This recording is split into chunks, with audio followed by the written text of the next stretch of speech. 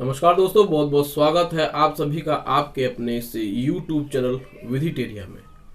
दोस्तों, आज के इस वीडियो में हम लोग एक प्रश्न को जानेंगे जो कि बहुत ही इम्पोर्टेंट है, जो कि बहुत ही सामान्य सा है और जो कि बहुत बार कमेंट में आप लोग पूछते रहते हैं। प्रश्न यह है कि यदि किसी व्यक्ति ने किसी बैंक से लोन लिया है, मॉर्गेज लोन लिया है या फिर एजुकेशन लोन लिया है या फिर व्हीकल लोन लिया है या फिर होम लोन लिया है या फिर पर्सनल लोन लिया है, वह लोन किसी भी प्रकार से है, तो यदि एक उदाहरण के रूप में अगर हम लोग जानते हैं कि यदि किसी व्यक्ति ने 20 लाख रुपए बैंक से लोन लिया है और वह डिफॉल्ट कर देता है और उसके बाद बैंक उसके ऊपर सरफेसी एक्ट के अंतर्गत नोटिस इशू करनी शुरू कर देती है। यहाँ पे पर्सनल लोन की बात नहीं हो रही है। अब क्या है कि वह व्यक्ति अपना लोन नहीं चुका पा रहा है इस लॉकडाउन में, तो वह व्यक्ति किस प्रकार से अपना लोन सेटल कर सकता है। अब वह व्यक्ति यह सोचता है कि मैं बैंक को अपना पैसा नहीं दे पा रहा हूँ, तो क्या मैं बैंक से सेटलमेंट कर सकता हूँ। यहाँ तक तो बातें ठीक है कि सेटलमेंट होते हैं, लेकिन वह व्यक्ति यह सोचता है कि मेरा जो 20 लाख का लोन है और इसमें जो भी चार्जेस पेनल्टी जोड़ करके बैंक ने 30 लाख कर दिया या 25 लाख कर दिया, तो क्या मैं अपना लोन 15 लाख या 12 लाख में सेटल कर सकता हूं या नहीं। यही आज का प्रश्न है। यानी कि आपका जो भी लोन अमाउंट है उसमें ऐड करके पेनल्टी, ओवरड्यू चार्ज, इंटरेस्ट वगैरह जोड़ करके अगर वो ज़्यादा हो गया है और आप चाहते हैं कि वह बहुत कम में, यानी कि 15 लाख में या 12 लाख में, यानी 30 लाख में से आप केवल 12 लाख दे करके ही सेटल कर सकते हैं या नहीं कर सकते हैं, यह प्रश्न बहुत लोगों के मन में एक दुविधा रहती है।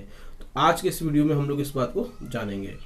तो दोस्तों, वीडियो पसंद आए तो इस वीडियो को लाइक कर दीजिएगा, शेयर कर दीजिएगा और हमारे इस चैनल को सब्सक्राइब जरूर कर लीजिएगा। चलिए बढ़ते हैं प्रश्न की ओर।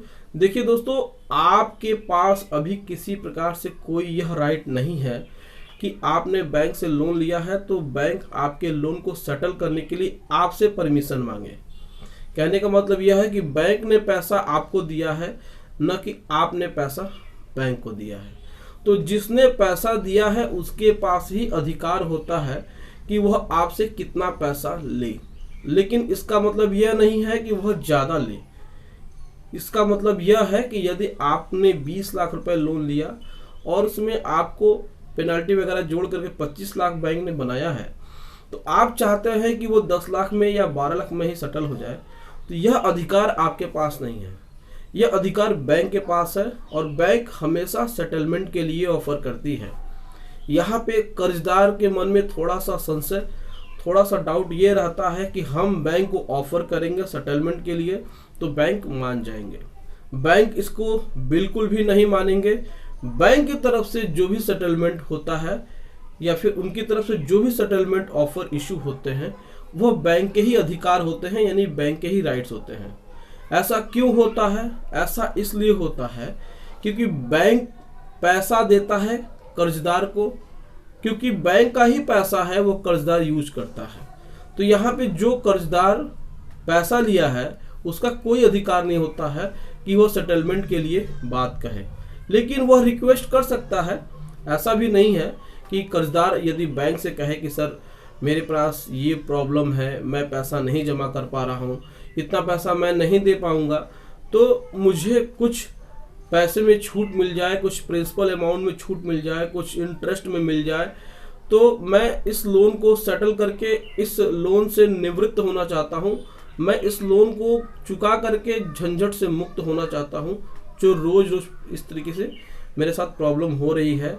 कभी रिकवरी एजेंट परेशान कर रहे हैं, कभी बैंक के मैनेजर परेशान कर रहे हैं।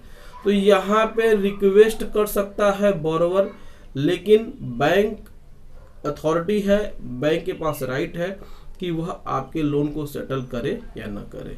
यह दूसरा मसला है कि आप उस लोन को सेटल कराने के लिए लोक अदालत जाते हैं या फिर किसी अन्य तरीके से आप सेटल कराते हैं, लेकिन यहाँ पे सेटलमेंट बैंक की तरफ से होना चाहिए, न कि आपकी तरफ से। आप रिक्वेस्ट कर सकते हैं, आप अधिकार के रूप में नहीं मांग सकते हैं। तो मुझे उम्मीद है दोस्तों कि आपको आपके प्रश्न का जवाब मिल गया होगा। यदि अन्य किसी और प्रकार का कोई भी प्रश्न है तो आप कमेंट सेक्शन में जाकर के इत्मीनान से पूछ सकते हैं, या फिर यदि आपने भी लोन लिया है और आप फंस गए हैं और यदि आप चाहते हैं कि आपको विधिक सलाह की ज़रूरत है, एक अच्छी विधिक सलाह की ज़रूरत है, तो आप स्क्रीन पर दिए हुए नंबर से संपर्क कर सकते हैं और अपने सारी समस्याओं का समाधान पूछ सकते हैं, सलाह ले सकते हैं, कहीं अन्य फंसने के अलावा। तो दोस्तों, यदि यह वीडियो आपको पसंद आया हो तो इस वीडियो को लाइक जरूर कर दीजिएगा, शेयर भी कर दीजिएगा और हमारे इस चैनल विधिटेरिया को सब्सक्राइब करके अपना बहुमूल्य सपोर्ट जरूर प्रदान करिएगा। दोस्तों बहुत बहुत धन्यवाद। जय हिंद।